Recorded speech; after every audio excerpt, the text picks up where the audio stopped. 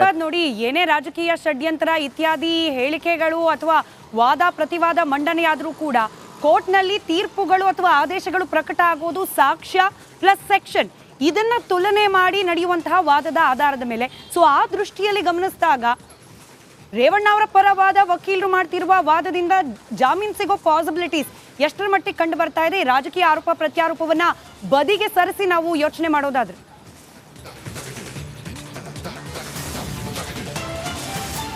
ಸ್ಮಿತಾ, ಸಂತ್ರಸ್ತೆಯ ಹೇಳಿಕೆಗೂ ಮತ್ತು ಇಲ್ಲಿ ಅಪ್ಲೈ ಮಾಡಿರುವಂತಹ ಸೆಕ್ಷನ್ಗೂ ಯಾವುದೇ ರೀತಿಯ ಸಂಬಂಧ ಇಲ್ಲ ಅಂತ ನಾಗೇಶ್ ಅವರು ಒತ್ತಿ ಹೇಳ್ತಾ ಇದ್ದಾರೆ. ಸಂತ್ರಸ್ತೆ ಇಲ್ಲಿವರೆಗೂ ಕೊಟ್ಟಿರುವಂಥ ಸ್ಟೇಟ್ಮೆಂಟ್ ಏನು? ಅವರನ್ನು ಬಲವಂತವಾಗಿ ಕಿಡ್ನ್ಯಾಪ್ ಮಾಡಲಾಯ್ತಾ, ಸುಳ್ಳು ಹೇಳಿ ಇಲ್ಲಿ ಕಿಡ್ನ್ಯಾಪ್ ಮಾಡಿದ್ದಾರೆ ಅಂತಂದ್ರೆ ಏನು ಸುಳ್ಳು ಹೇಳಿದ್ದಾರೆ ಅನ್ನೋದ್ರ ಬಗ್ಗೆ ಸಂತ್ರಸ್ತೆ ಇಲ್ಲಿವರೆಗೂ ಏನಾದರೂ ಬಾಯಿ ಬಿಟ್ಟಿದ್ದಾರಾ ಅನ್ನುವಂತಹ ಪ್ರಶ್ನೆಯನ್ನು ಮಾಡಿದ್ದಾರೆ. ಇದರ ಜೊತೆಗೆ ಮತ್ತೊಂದು ವಿಚಾರವನ್ನು ಅವರು ಪ್ರಸ್ತಾಪ ಮಾಡ್ತಾ ಇರುವಂಥದ್ದು, ಸಂತ್ರಸ್ತೆ ಇಲ್ಲಿ ಜೀವಂತವಾಗಿ ಸಿಕ್ಕಿರೋದು. ರೇವಣ್ಣ ವಿರುದ್ಧ ಆತುರದಿಂದ ಕೇಸ್ ದಾಖಲು, ಕಿಡ್ನ್ಯಾಪ್ ಆಗಿ 4 ದಿನದ ಬಳಿಕ ಕೇಸ್ ದಾಖಲು. ಇದು ಒನ್ಸ್ ಅಗೇನ್ ಲಾಯರ್ ವಾದ. 4 ದಿನ ಆಗಿತ್ತಲ್ವಾ, ಸಂತ್ರಸ್ತೆ ಕುಟುಂಬದವರು ಯಾಕೆ ದೂರು ಕೊಡಲಿಲ್ಲ? ಏಪ್ರಿಲ್ 29ರಂದಲ್ವಾ ಮಹಿಳೆ ಕಾಣೆಯಾಗಿದ್ದು? ಮೇ 2ರಂದು ಕಿಡ್ನ್ಯಾಪ್ ದೂರು ಯಾಕೆ ಕೊಟ್ಟಿದ್ರಿ? ಏಪ್ರಿಲ್ 29 ಯಾವಾಗ ಕೊಡಬೇಕಿತ್ತು? ಇದು ಕೇವಲ ರಾಜಕೀಯ ಷಡ್ಯಂತ್ರ ಮತ್ತು ಇದರಲ್ಲಿ ಏನೂ ಇಲ್ಲ ಅನ್ನುವಂಥ ರೀತಿಯಲ್ಲಿ ನಾಗೇಶ್ ವಾದ ಮಂಡಿಸ್ತಾ ಇದ್ದಾರೆ. C V Nagesh correct. C V Nagesh ಪ್ರಖ್ಯಾತ ವಕೀಲರು. ನಾನಿವತ್ತು ಬೆಳಗ್ಗೆಯಿಂದ ಹೇಳ್ತಾ ಇದ್ದೆ, ಹಿಂದೆ ಕೂಡ ಅನೇಕ ಇಂಥ ಘಟನಾವಳಿಗಳು ಬಂದಾಗ ಒಂದು ಸಿ ವಿ ನಾಗೇಶ್, ಒಂದು ಸೆಬಾಸ್ಟಿಯನ್, ಇಂಥವರೆಲ್ಲ ಬರೋದು. ಸೆಬಾಸ್ಟಿಯನ್, ಸಿ ವಿ ನಾಗೇಶ್ ಇಂಥವರೆಲ್ಲ ಬಂದಾಗ ಬಹುಶಃ ಅದನ್ನು ಏನಾದರೂ ಲೈವಲ್ಲಿ ಆ ವಾದ ವಿವಾದಗಳನ್ನು ನೋಡ್ತಾ ಇರೋರಿಗೆ, ಯಾಕೆಂದರೆ ಕೋರ್ಟ್ನಿಂದ ನಮಗೆ ಲೈವ್ ಮಾಡೋಕ್ಕೆ ಬರೋದಿಲ್ಲ ಅಥವಾ ಕೋರ್ಟಲ್ಲಿ ಆಗ್ತಾ ಇರುವಂಥದ್ದನ್ನು ರೆಕಾರ್ಡ್ ಮಾಡೋಕ್ಕೂ ಬರೋದಿಲ್ಲ. ಈಗಲೂ ಕೆಲವು ಕಡೆ ಅಂಥ ಅವಕಾಶಗಳನ್ನು ಕೊಡ್ತಾ ಇದ್ದಾರೆ, ಅದು ಬೇರೆ ವಿಚಾರ, ಇರಲಿ ಬಿಡಿ. ಸಿ ವಿ ನಾಗೇಶ್ ಅವರು ಪ್ರಕಾಂಡ ಲಾಯರ್. ಏಪ್ರಿಲ್ 29ರಂದು ಮಹಿಳೆ ಕಾಣೆಯಾಗಿದ್ದಲ್ವಾ, ನೀವು 4 ದಿನ ಕಳೆದ ನಂತರ ಯಾಕೆ ಕೊಟ್ರಿ ಅಂತ. ಬಟ್ ಐ ಡೋಂಟ್ ನೋ, ಇದಕ್ಕೆ ಪಬ್ಲಿಕ್ ಪ್ರಾಸಿಕ್ಯೂಟರ್ ಉತ್ತರವನ್ನು ಕೊಡಬಹುದು. ಬಹುಶಃ ನಾಳೆ ಬರ್ತಾರೆ, ಇವತ್ತು ಬರ್ತಾರೆ ಅಂತ ಕಾರಣಕ್ಕಾಗಿ ಕಾದು ಕುಳಿತರು, ಕೊನೆಗೆ ಗೊತ್ತಾಯಿತು, ಹೀಗೆಲ್ಲ ಬರುತ್ತೆ ವಾದ ವಿವಾದ. ಆದರೆ ನ್ಯಾಯಪೀಠದ ಮುಂದೆ, ನ್ಯಾಯಾಧೀಶರ ಮುಂದೆ ಅವರಿಗೆ ಮನವರಿಕೆ ಆಗುವ ರೀತಿಯಲ್ಲಿ ನ್ಯಾಯ ಪುಸ್ತಿಕೆಯಲ್ಲಿ ಏನು ಬರೆದಿರುತ್ತೆ ಅದನ್ನು, ಜೊತೆಗೆ ಇಂಥ ವಿಚಾರಗಳು ಬಂದಾಗ ಕೇವಲ ನ್ಯಾಯ ಪುಸ್ತಕವನ್ನು ಮಾತ್ರ ನೋಡಿ ವಾದ ಮಂಡಿಸೋದಿಲ್ಲ. ಈ ಹಿಂದೆ ದೇಶದ ಯಾವುದಾದ್ರೂ ಒಂದು ಮೂಲೆಯಲ್ಲಿ, ಯಾವುದಾದ್ರೂ ಒಂದು ಕೋರ್ಟಲ್ಲಿ,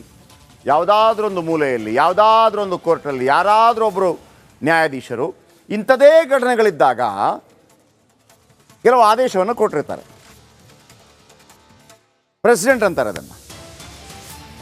ಅದು ಬಹಳ ಮುಖ್ಯವಾಗಿರುತ್ತೆ. ಅದನ್ನು ಉಲ್ಲೇಖ ಮಾಡ್ತಾರೆ. ನೋಡಿ, ಇಂಥದೇ ಒಂದು ಘಟನೆ ಆಗಿತ್ತು, ಡ್ಯಾಶ್ ಅನ್ನುವಂಥ ವ್ಯಕ್ತಿ ಕಿಡ್ನ್ಯಾಪ್ ವಿಚಾರವಾಗಿತ್ತು, ಕಿಡ್ನ್ಯಾಪ್ ವಿಚಾರ ಸಂದರ್ಭದಲ್ಲಿ ಈ ರೀತಿ ಆಯಿತು, ಅಲ್ಲಿ ಈ ರೀತಿ ಜಾಮೀನು ಕೊಟ್ಟಿದ್ರು, ಇಲ್ಲಿ ಯಾಕಿಲ್ಲ ಅಂತ ಕೇಳ್ತಾರೆ. Once again I think Shripad Patil ಇದ್ದಾರೆ. ಶ್ರೀಪಾದ್ ಪಾಟೀಲ್ರೇ, ಸಿ ವಿ ನಾಗೇಶ್ ಅವರ ಒಂದು ವಿಶೇಷತೆ ಏನಪ್ಪ ಅಂತಂದರೆ, ದೇಶದ ಉದ್ದಗಲಕ್ಕೂ ಕೇವಲ ನ್ಯಾಯದಾನದ ಪುಸ್ತಕಗಳನ್ನು ಓದೋದು ಮಾತ್ರವಲ್ಲ, ದೇಶದ ಉದ್ದಗಲಕ್ಕೂ ಬೇರೆ ಬೇರೆ ಕೋರ್ಟ್ಗಳಲ್ಲಿ ನಡೆದಿರುವಂಥ ಕೆಲವು ಆದೇಶಗಳೇನಿರುತ್ತೆ ಅದನ್ನು ಮುಖ್ಯವಾಗಿಟ್ಕೊಂಡು ನೀವು ಹೇಳ್ತಾ ಇದ್ದೀರಿ. ಐ ಥಿಂಕ್ ಯಾವುದಾದ್ರೂ ಒಂದು ಪ್ರಮುಖ ಆದೇಶವನ್ನು ಮುಂದಿಟ್ಟುಕೊಂಡು ಅದನ್ನು ವಾದ ಮಂಡಿಸ್ತಾರೆ. ಈಗ ಯಾವುದೇ ರಾಜಕೀಯ ವಿಚಾರಗಳು ಬಂದಾಗ, ಬಹುಮತ ವಿಚಾರಗಳು ಬಂದಾಗ ಸಾಧಾರಣವಾಗಿ ಬೊಮ್ಮಾಯಿ ಕೇಸ್ ಅಂತ ಹೇಳ್ತೀವಿ. ಹಾಗೆಯೇ ಸಿ ವಿ ನಾಗೇಶ್ ಯಾವ ವಿಚಾರವನ್ನು ಜೊತೆಗೆ ಅಂದರೆ ನ್ಯಾಯಕ್ಕಾಗಿ ವಾದದ ಜೊತೆಗೆ ಯಾವ ವಿಚಾರಗಳನ್ನು ಮುಂದಿಟ್ಟುಕೊಂಡು, ಉದಾಹರಣೆಗಳನ್ನು ಮುಂದಿಟ್ಟುಕೊಂಡು ವಾದ ಮಂಡಿಸ್ತಾ ಇದ್ದಾರೆ. ಲೇಟೆಸ್ಟ್ ಅಪ್ಡೇಟ್ ಏನಿದೆ?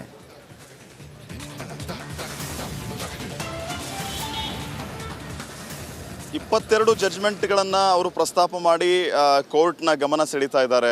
ಜಯಪ್ರಕಾಶ್, 22 ಜಡ್ಜ್ಮೆಂಟ್ಗಳು, ಎಸ್ಪೆಷಲಿ ಇದೇ ರೀತಿ ಸಿಮಿಲರ್ ಕೇಸ್ಗಳಿದ್ದಂಥದ್ದು 22 ಕೇಸ್ಗಳಲ್ಲಿ ಜಡ್ಜ್ಮೆಂಟ್ ಯಾವ ರೀತಿ ಆಗಿತ್ತು ಅನ್ನೋದರ ಜೊತೆಗೆ ಬಹಳ ಪ್ರಮುಖವಾಗಿ ನಿರಂಜನ್ ಸಿಂಗ್ ಮತ್ತು ಸುನಿತಾ ದೇವಿ 2 ಕೇಸ್ಗಳನ್ನು ಅವರು ಪ್ರಸ್ತಾಪ ಮಾಡ್ತಾ ಇದ್ದಾರೆ. ಈ 2 ಕೇಸ್ ಪ್ಲಸ್ ಈ 22 ಜಡ್ಜ್ಮೆಂಟ್ಗಳಲ್ಲಿ ಈ ಹಿಂದೆ ಏನಾಗಿತ್ತು ಅನ್ನೋದನ್ನು ಮಹಾಸ್ವಾಮಿಗಳು ಗಮನಿಸಬೇಕು ಅನ್ನುವಂತಹ ವಿಚಾರವನ್ನು ಹೇಳ್ತಾ ಇದ್ದಾರೆ. ಜೊತೆಗೆ ತೀಸ್ತಾ ಪ್ರಕರಣವನ್ನು ಕೂಡ ಅವರು ಪ್ರಸ್ತಾಪ ಮಾಡ್ತಾ ಇದ್ದಾರೆ. ಜಾಮೀನು ಯಾಕೆ ಕೊಡಬೇಕು, ಇಲ್ಲಿ ವ್ಯಾಲಿಡ್ ಸೆಕ್ಷನ್ ಎಷ್ಟರ ಮಟ್ಟಿಗೆ ನಿಜವಾಗಿದೆ, ಇಲ್ಲಿ ರಾಜಕೀಯ ದುರುದ್ದೇಶ ಎಷ್ಟರ ಮಟ್ಟಿಗೆ ಕೂಡಿದೆ ಅನ್ನೋದ್ರ ಎಲ್ಲ ವಿಚಾರಗಳನ್ನು ಅವರು ಪ್ರಸ್ತಾಪ ಮಾಡ್ತಾ ಇರೋದು. ರಾತ್ರೋರಾತ್ರಿ ಇವರು ನಾನ್ ಬೇಲೆಬಲ್ ಸೆಕ್ಷನ್ಗಳನ್ನು ಹಾಕ್ತಾರೆ.